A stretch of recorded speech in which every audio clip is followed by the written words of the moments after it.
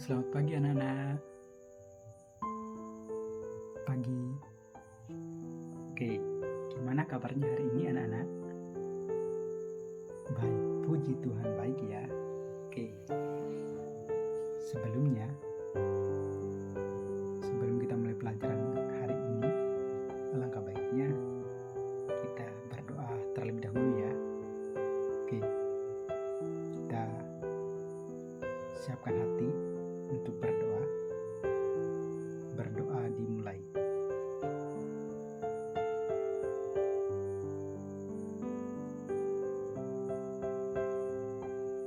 Berdoa selesai.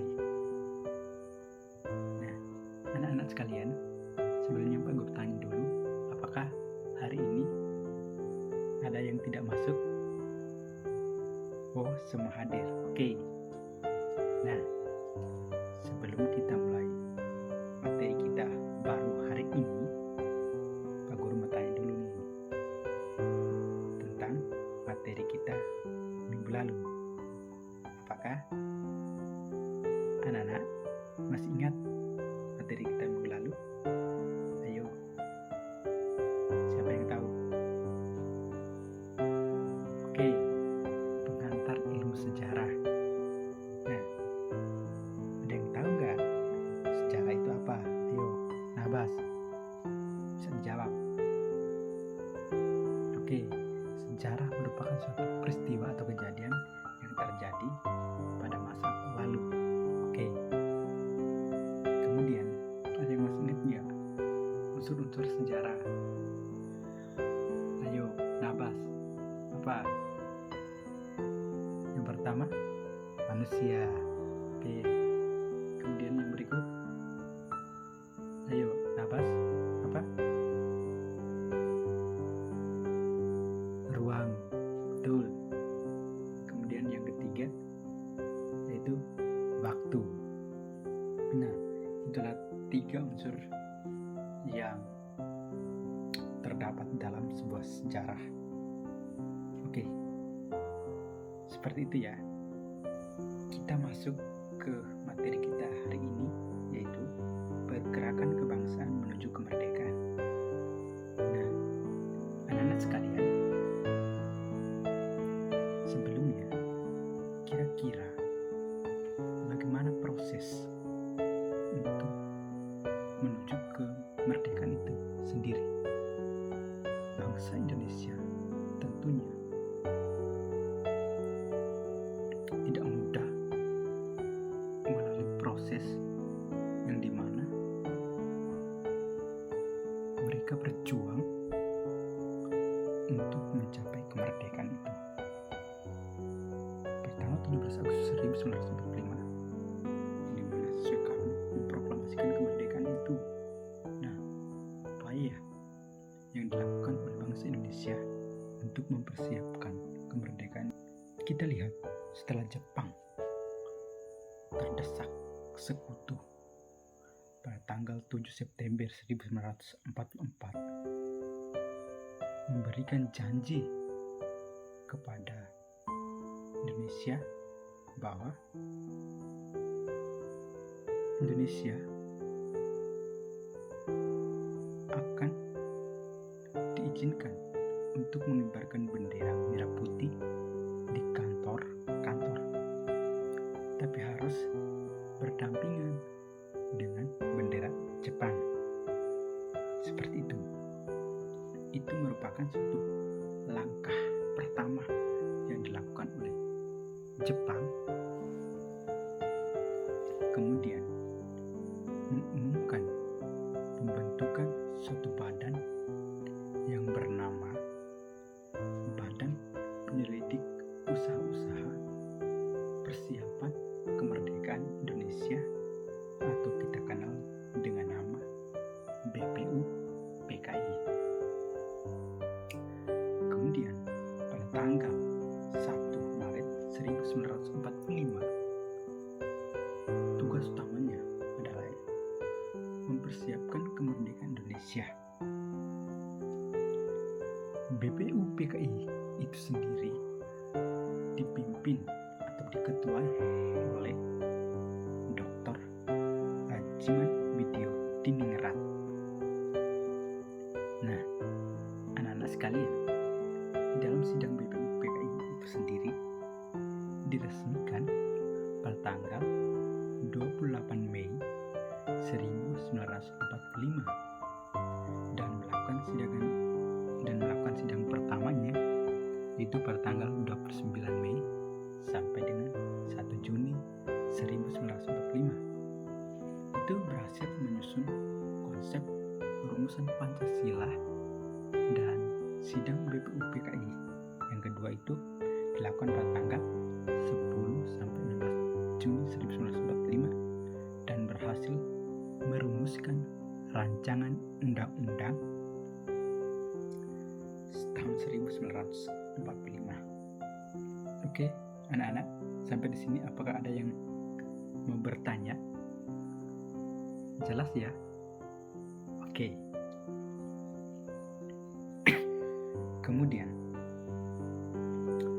kita masuk yang berikut,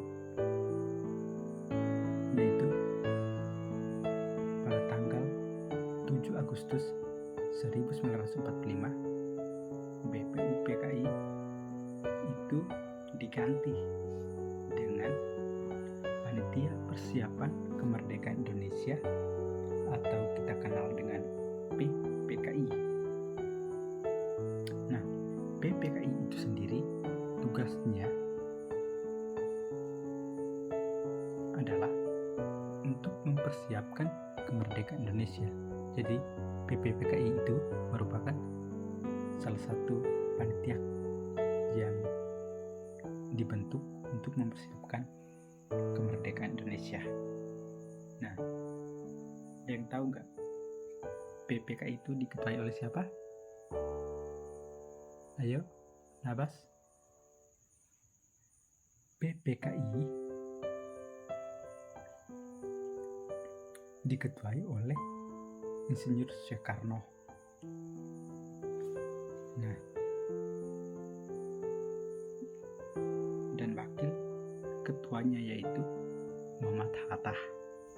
Kita lanjut selanjutnya, yaitu peristiwa Rengas Dengklok. Nah,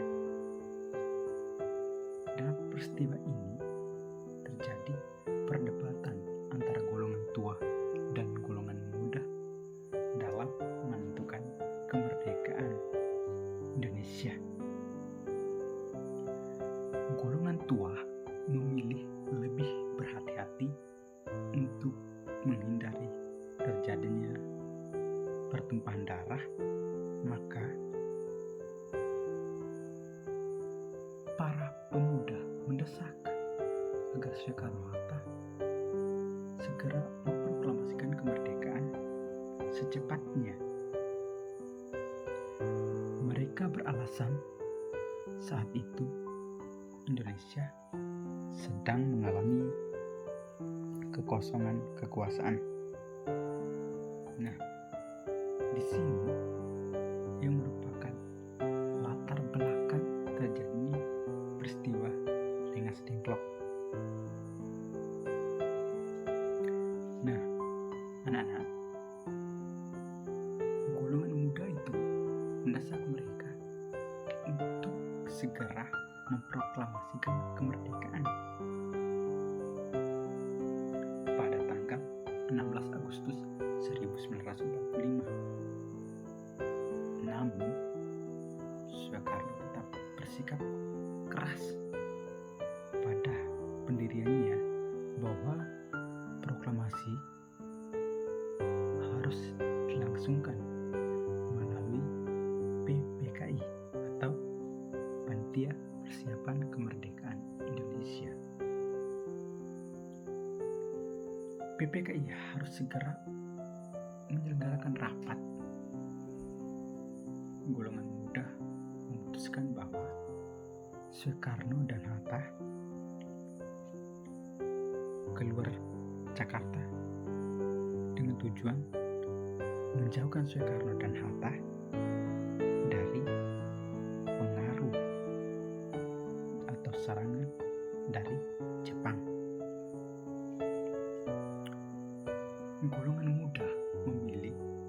Sudako Singgi untuk melaksanakan pengamanan terhadap Soekarno dan Hatta. Soekarno dan Hatta kemudian dibawa ke Rengas Dengklok yang ada di sebelah Jakarta Timur. Di Jakarta terjadi dialog antara golongan muda dan yang diwakili oleh Bikana dan golongan tua yaitu Ahmad Subarjo. Dialog tersebut mencapai kata sepakat bahwa proklamasi kemerdekaan harus dilakukan atau harus dilaksanakan di Jakarta dan diumumkan pada tanggal 17 Agustus 1945. Ahmad Subarjo ke Rengas Dengklok dalam rangka menjemput Soekarno dan Hatta setelah terjadinya dialog tersebut. Kepada para golongan muda, Ahmad Subarjo memberi jaminan bahwa proklamasi kemerdekaan akan diumumkan pada tanggal 17 Agustus 1945 dan selambat-lambatnya pukul 12. Pada jaminan tersebut yang kemudian membuat golongan muda melunak dan membebaskan Soekarno dan Hatta untuk kembali ke Jakarta. Perumusan teks proklamasi. Nah, anak sekalian, Soekarno dan Hatta akhirnya menyetujui proklamasi kemerdekaan yang segera dikumandangkan. Maka pada malam hari tanggal 16 Agustus 1945, Soekarno dan Hatta diperbolehkan kembali ke Jakarta dan berada di rumah Laksamana Weda Tadasi sebagai tempat rapat PPKI untuk menyiapkan teks proklamasi. Dini hari pada tanggal 17 Agustus 1945, naskah proklamasi selesai disusun dan Sayuti Miliklah yang mengetik naskah tersebut. Pada awalnya, pembacaan proklamasi akan dilakukan di lapangan Ikadah. Namun terhubung dengan alasan keamanan, maka proklamasi kemerdekaan itu akan dipindahkan di kediaman Soekarno-Hatta di Jalan Pegangsaan Timur nomor 56. Tepat pada pukul 10 waktu Indonesia Barat, setelah menyampaikan pidato penghantar singkat yang didampingi oleh Muhammad Hatta, Insinyur Soekarno mengkumandangkan atau memproklamasikan kemerdekaan Indonesia.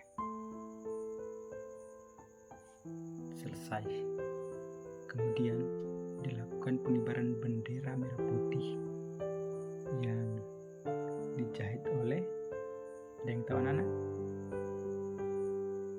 Ibu Fatmawati. Kemudian sebagai pengibar bendera merah putih, Nabas tahu siapa? Latif Hendra Diningrat dan S. Suhud. cukup sekian ya materi kita hari ini. Apakah ada yang mau bertanya? Nabas? Jelas ya? Oke. Mungkin pembelajaran kita hari ini sebelumnya Pak Guru kasih tugas ya. Nanti akan dikirimkan lewat grup kelas ya. Oke, nanti Pak Guru share ya. Saya akhiri pembelajaran kita hari ini. Apabila terjadi kesalahan,